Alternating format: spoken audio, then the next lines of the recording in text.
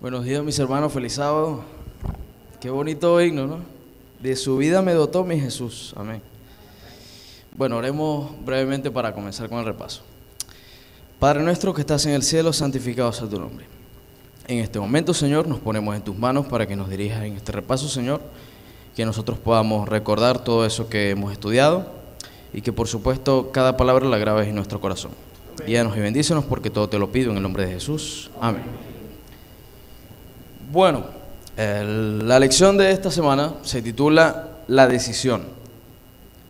La decisión que en este caso pues va a ser expuesta por el mismo Jesús, porque el texto clave nos encontramos en Marcos capítulo 14, versículos 35 al 36, que dice: yendo un poco más allá, se postró en tierra y empezó a orar que, de ser posible, no tuviera él que pasar por aquella hora. Decía: Abba, Padre, todo es posible para ti. No me hagas beber este trago amargo, pero no sea lo que yo quiero, sino lo que quieres tú. Entonces la lección nos presenta en esta introducción, pues la decisión que tuvo que tomar Jesús en ese momento. La decisión que por tanto tiempo había estado él reflexionando en ella, ¿no? Y más que todo cuando se intensifica en el Getsemaní. Ahora estaba en un huerto, tratando de decidir entre si seguía, ¿no?, la voluntad de su padre, o si por su misma, por así decirlo, de carne y hueso, ¿no?, por su misma debilidad, pues iba a ceder, ¿no? Y ese momento tan crucial, ¿no?, en la vida de Jesús, donde él tenía que seguir poniéndose en manos de su Padre, de seguir en cumplir, en deleitarse en hacer la voluntad de su Padre, le llevaba a estar un poco también turbado, porque a pesar de que él no había cometido pecado, a pesar de que él había llevado una vida santa, a pesar de que él había sanado a muchos, a pesar de que había hecho milagros, a pesar de que había hecho todo eso, él iba a ser juzgado injustamente. Y él, a pesar de no haber pecado, iba a sufrir las consecuencias del pecado. Un inocente pagándole algo que no merecía. Pero bueno, aquí tenemos a Jesús sufriendo por algo que él no había hecho, siendo juzgado por algo que él no había cometido. Y tenemos varios puntos donde podemos ver cuál fue su travesía y qué realmente nos quiere enseñar pues Jesús en ese momento y qué podemos aplicar nosotros para nuestra vida en el día de hoy. Entonces quisiera leer un poco más en el capítulo, aprovechando el tiempo, ¿no? Y sería Marcos 14, vamos a comenzar por el versículo 34, y les dijo: mi alma está muy triste, hasta la muerte, quedaos aquí y velad. Él en todo tiempo, igual, como sabemos de ejemplo, ¿no?, velaba y lloraba ante su Padre, para poder sobrepasar cada prueba que se le presentaba. Pues así también debemos hacer nosotros. Yéndose un poco delante, se postró en tierra y oró que si fuera posible pasara de él aquella hora. Entonces también recuerden que les pidió a los apóstoles que había llevado con él, que también oraran con él.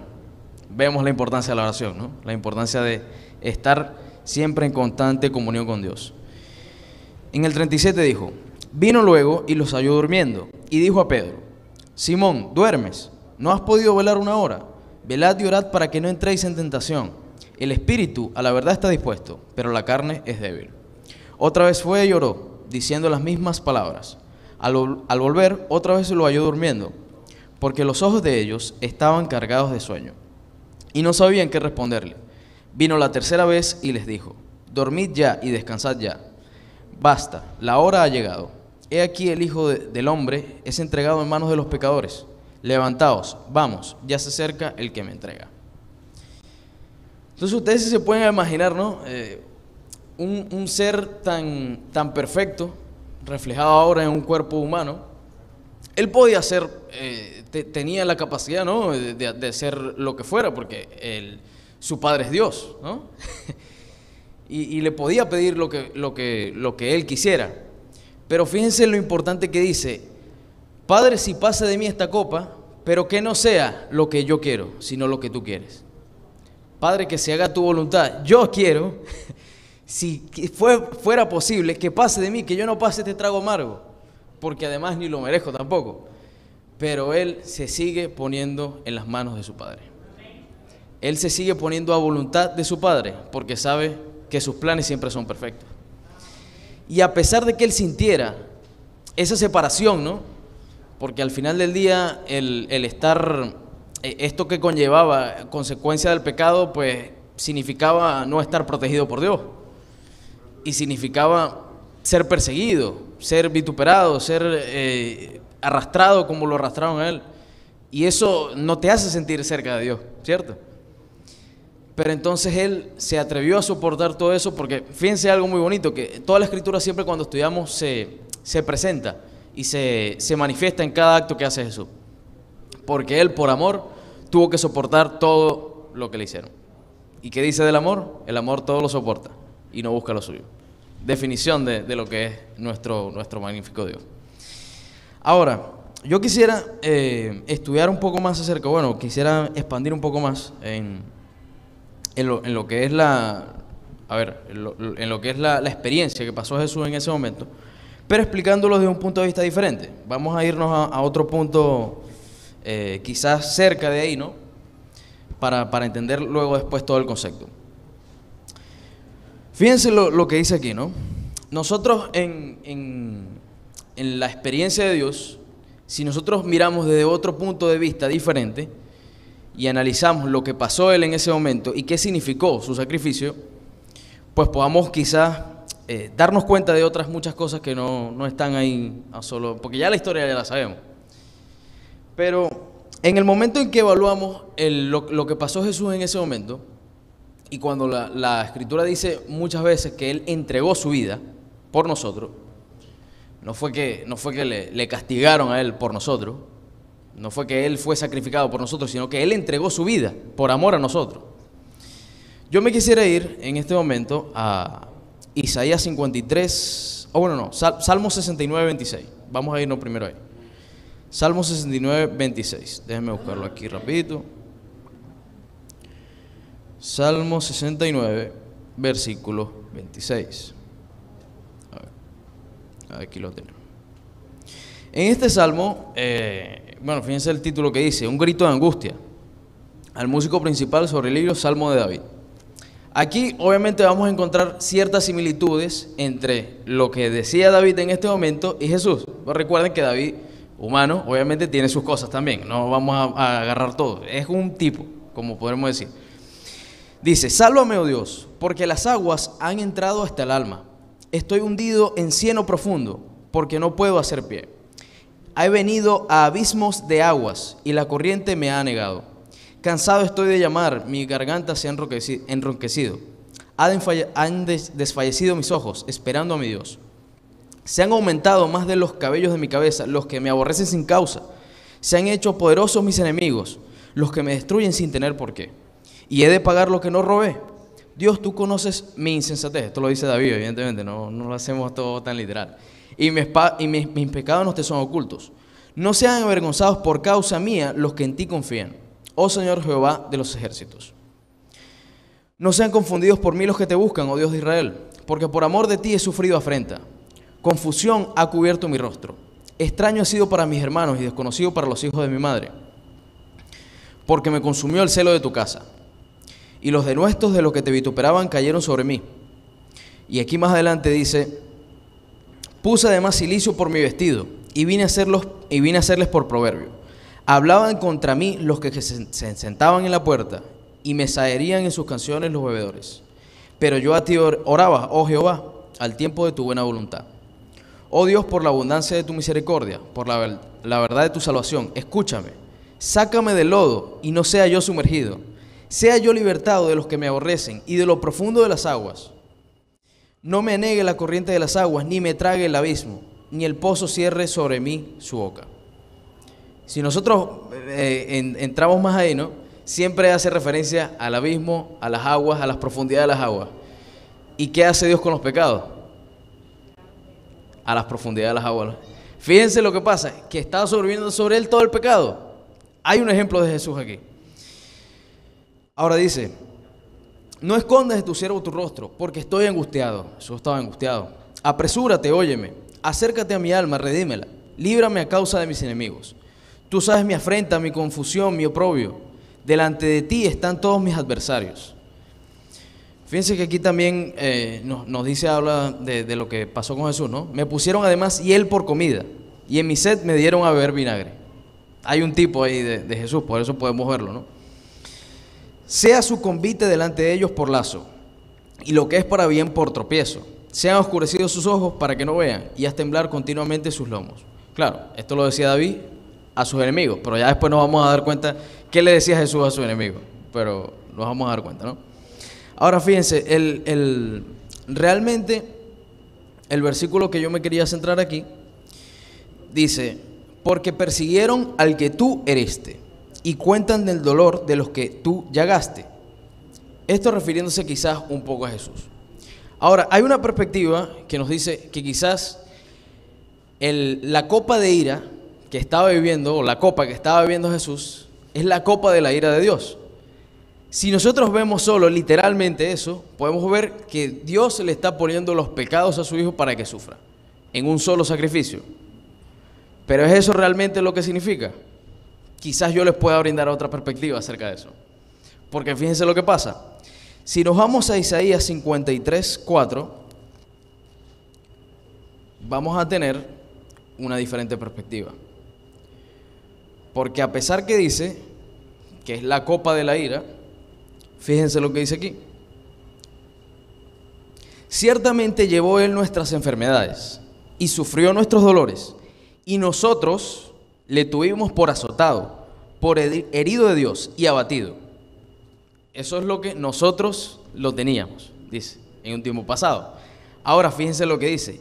Mas él, herido, fue por nuestras rebeliones, molido por nuestros pecados. El castigo de nuestra paz fue sobre él, y por su llaga fuimos curados. Entonces Jesús murió por nosotros, por causa también de nuestros pecados, precisamente por sufrir esas consecuencias del pecado que no había hecho, de permitir que la maldad en ese momento obrara en él, que le tirara con todo, Satanás en ese momento, fue que él fue sacrificado.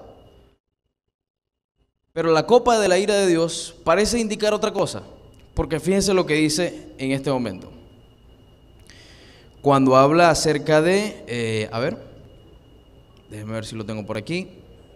Correcto. En este versículo, que más adelante, si nos vamos, acuérdense que los evangelios hablan de todo el mismo hecho, pero de diferentes perspectivas. Entonces nos podemos ir a Lucas, el capítulo 22, creo que, sí. El capítulo 22, versículos 39. Pero nosotros vamos a ir un poquito más abajo. En el versículo 39 es que narra la misma historia, ¿no? Que Jesús estaba orando en Getsemaní con sus apóstoles. Pero fíjense lo interesante que dice si leemos un poco más abajo, cuando lo arrestan, ¿no? Dice, mientras él aún hablaba, el versículo 47, se presentó una turba. El que se llamaba Judas, uno de los 12 que iba al frente de ellos, se acercó hasta Jesús para besarlo. Entonces Jesús le dijo, Judas, con un beso entregas al Hijo del Hombre. Cuando los que estaban con él se dieron cuenta de lo que había de acontecer, le dijeron, Señor, ¿heriremos a espada? Entonces uno de ellos hirió a un siervo del sumo sacerdote y le cortó la oreja derecha. Entonces respondió Jesús y dijo, basta, ya dejad. Y tocando su oreja, lo sanó. Fíjense cómo trata Jesús a su enemigo. Lo sanó. Entonces Jesús dijo a los principales sacerdotes, a los jefes de la guardia del templo y a los ancianos que habían venido contra él, ¿cómo contra un ladrón habéis salido con espadas y palos? Habiendo estado con vosotros cada día en el templo, no extendisteis las manos contra mí. ¿Qué pasa en ese momento cuando entregan a Jesús? Aquí es que está la respuesta. Pero esta es vuestra hora y la potestad de las tinieblas. Cuando habían entregado a Jesús, no era el mismo Dios que le estaba poniendo todo el sacrificio ahí a Jesús para que lo llevara. No. Ese era el pedacito de tiempo que le pedía a Satanás para hacer su voluntad. La potestad de las tinieblas. ¿Por qué digo esto? Porque en cierta medida, ¿no? En la Escritura dice, misericordia quiero y no sacrificio. Y ustedes saben que Dios no cambia. Misericordia quiero y no sacrificio. Y yo he tenido bueno, tengo varios versículos aquí, ¿no?, que hablan de eso. Y realmente si él quería misericordia, pues ¿para qué iba entonces a tirarle todo con su hijo, no? No tiene sentido. Pero sin embargo, podemos encontrar una expresión de amor en esa entrega que hizo él. No entrega, por decirlo así, que Dios le estaba cargando todo su pecado porque esa era la copa de la ira, ¿no? Sino porque en ese momento Satanás le pidió, como a Job, ¿se recuerdan?, le pidió su parte para hacer lo que él quería. Y al final sabemos que lo que quería, ¿no?, matar a Jesús, porque fue una raya más para el tigre, como decimos en algún lado. Se expresó más el carácter de Satanás. Sabemos bien que se expresó su maldad ahí. Ahora, fíjense si en Oseas dice, en Oseas 6, del 6 al 7, porque misericordia quiero y no sacrificio, y conocimiento de Dios más que holocaustos. También en Mateo 9, 10 al 13 dice, y aconteció que estando él sentado en la mesa en la casa, he aquí que muchos publicanos y pecadores que habían venido se sentaron juntamente a la mesa con Jesús y sus discípulos. Cuando vieron esto los fariseos, dijeron a los discípulos, ¿por qué come vuestro maestro con los publicanos y pecadores? Al oír esto Jesús les dijo, los sanos no tienen necesidad de médico, sino los enfermos. Y pues si aprended lo que significa, misericordia quiero y no sacrificio, porque no he venido a llamar a justos, sino a pecadores al arrepentimiento. Y tenemos uno más, en el mismo libro de Mateo, del 1 al 8. Pero aquí también vamos a ir. Acuérdense que este habla por lo menos del día de reposo, ¿no? Que habla de que David estaba recogiendo espigas, que los discípulos estaban recogiendo espigas en sábado, y David tomó de los panes la proposición cuando tenía hambre. Pero fíjense que dice, pues os digo que, en el versículo 6, pues os digo que uno mayor que el templo está aquí.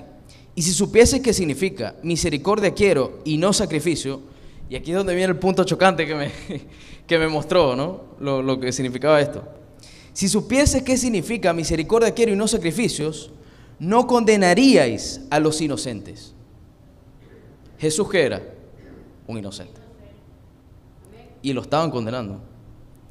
Ahí estaban aplicando el sacrificio y no misericordia. Pero Dios dice, misericordia quiero y no sacrificios. Ahora, fíjense que si era necesario,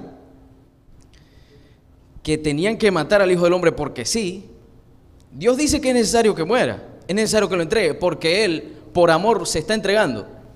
Pero por otra parte, otros dicen que es necesario que muera para que no todos perezcan. ¿Y se recuerdan quién era? El que decía que es necesario que uno muera para que no toda una nación perezca. A ver, si se acuerdan un poco. Caifás. Y lo vamos a leer aquí. En Juan 11, capítulo 48. Juan capítulo 11, versículo 48. Fíjense lo que dice aquí.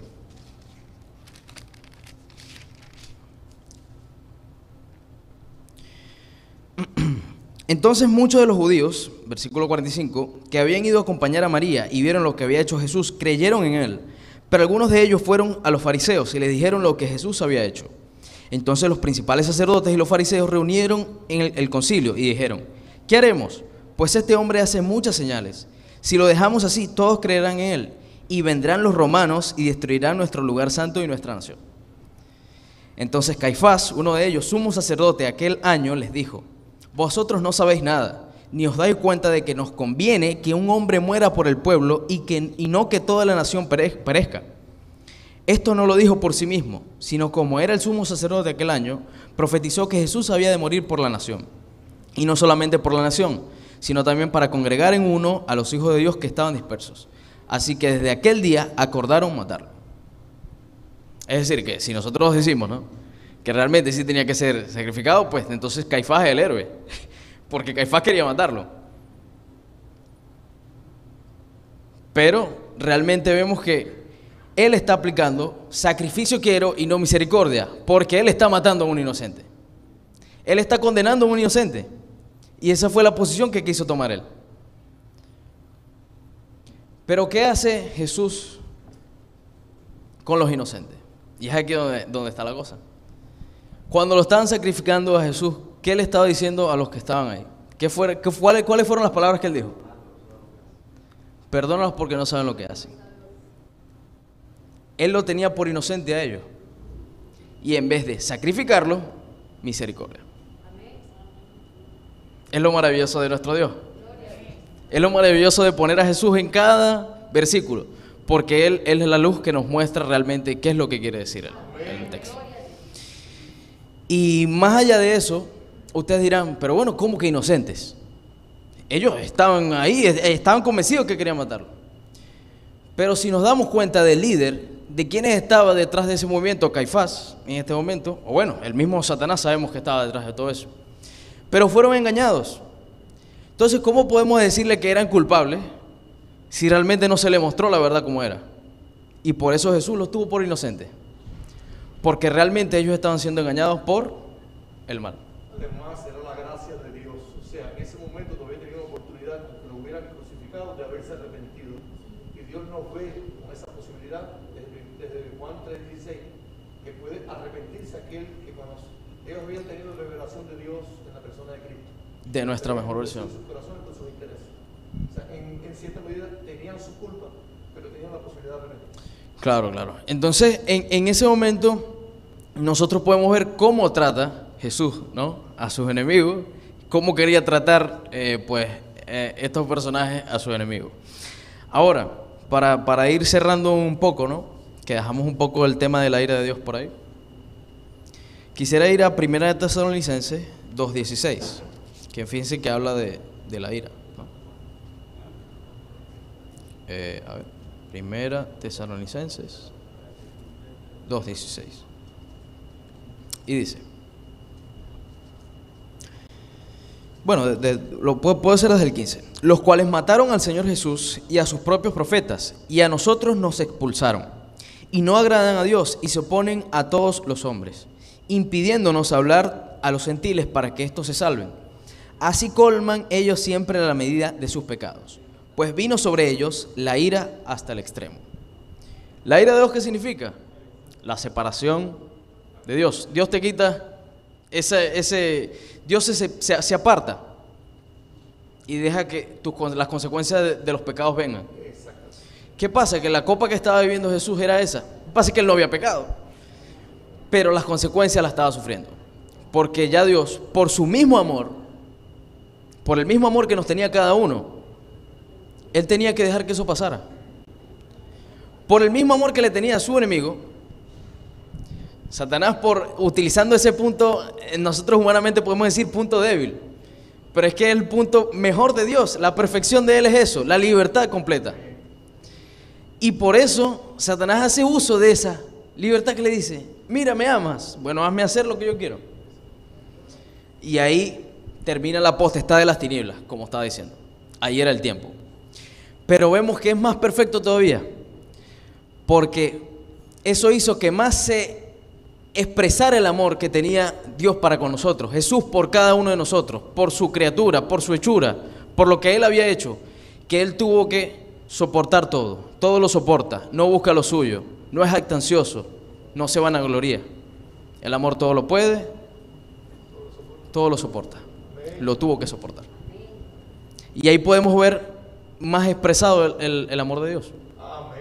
Y esa es la decisión a la que los quiero llevar. Una pregunta para que nos contestemos nosotros. ¿Estamos dispuestos a decidir por Dios? ¿Estamos dispuestos a entregar nuestra vida por Dios? Porque aquí también, como digo, la Escritura se explica sola. ¿Qué tenía miedo Caifás y qué tenía miedo esa gente? Que Jesús siguiera en su camino y su nación fuera destruida. ¿Pero qué dice la Escritura acerca de eso? El que quiera salvar su vida, la perderá. Y el que la pierda por causa de mí, la hallará. ¿Y qué estaba haciendo Jesús? La estaba perdiendo por causa de su Padre, de Dios. Y en cierta medida por causa también de Cristo. Porque la estaba perdiendo por cada uno de nosotros. ¿Y nosotros qué somos? Partícipes del cuerpo de Cristo. Somos juntamente partícipes con Él. Entonces esa sería la pregunta. ¿Estamos dispuestos a entregar todo por Dios? ¿Estamos dispuestos a entregar nuestra vida por causa de Jesús para hallarla después? Esa es la reflexión que podemos tener. Y espero que Dios nos siga guiando, nos siga dirigiendo en cada cosa. Que esa pregunta nos la hagamos diariamente y que realmente la podamos vivir. Porque cada día nosotros pasamos por diferentes pruebas y por diferentes dificultades. Pero si tenemos siempre esa entrega de Dios, todo va a ser bien. Porque fíjense lo que dice de los que aman a Dios. Los que aman a Dios, pero ¿qué significa el amor? Fíjense, los que aman a Dios, todas las cosas le ayudan a bien. Pero en cierta medida, por eso dice amor y no sacrificio. Porque fíjense que ya la parte de sacrificio ya la tenemos, pero cuando lo hacemos con gozo, ya es amor. Así que pues mi oración es esa, que Dios nos siga dirigiendo, que Dios nos siga bendiciendo, nos siga enseñando, porque Él es el maestro que todo lo sabe y que todo lo puede. Sabemos que es un Dios todopoderoso. Así que en este momento ya vamos a concluir. Estaremos orando en este momento por los hijos de Mayra Mejía. Tenemos aquí una lista, son 3 nombres, dice Sebastián Díaz, Amaudis Mejía y Víctor Mejía. Así que inclinemos nuestro rostro para orar. Padre nuestro que estás en el cielo, santificado sea tu nombre. Padre, gracias te damos por estas maravillosas palabras que tienes para nosotros, porque tu palabra, Señor, cada cosa que tú has dicho, Señor, para enseñanza de nosotros la has dejado, para beneficio, para hacer esa palabra de vida para vida, esa palabra viva que actúa en nosotros y que nos transforma, Señor, y que nos pide que nos pongamos en cada momento en tus manos. Te pedimos por estos hijos, Señor, que tú puedas hacer en su vida, que tú puedas obrar en cada una de sus vidas, Señor, que ellos también se tomen esa decisión, Señor, de poner todo en tus manos, de que seas con sus familiares, Señor, de que si cualquier, Señor, petición o pregunta acerca de ti, Señor, tienen, tú les contestes de acuerdo a tu santa y divina voluntad, Señor. Que ellos puedan ver que tú eres un Dios que se preocupa, Señor. Un Dios que se encarga de sus hijos. Un Dios que solo quiere lo mejor y que tiene un plan perfecto. Y que nosotros solo tenemos que aceptarlo. Solo tenemos que acercarnos a ti tal y como somos, Señor. Si hemos cometido alguna falta, arrepentirnos. Si hemos cometido alguna falta, también hacerlo con nuestros hermanos, Señor. Pero sabemos que tú estás esperando solo para que nosotros lleguemos y te llamemos, Señor. Amén. Cuídales, bendíceles, guíales en su camino, en todo lo que hagan, pidiendo de todo, Señor, todas estas bendiciones en el nombre de Jesús. Amén.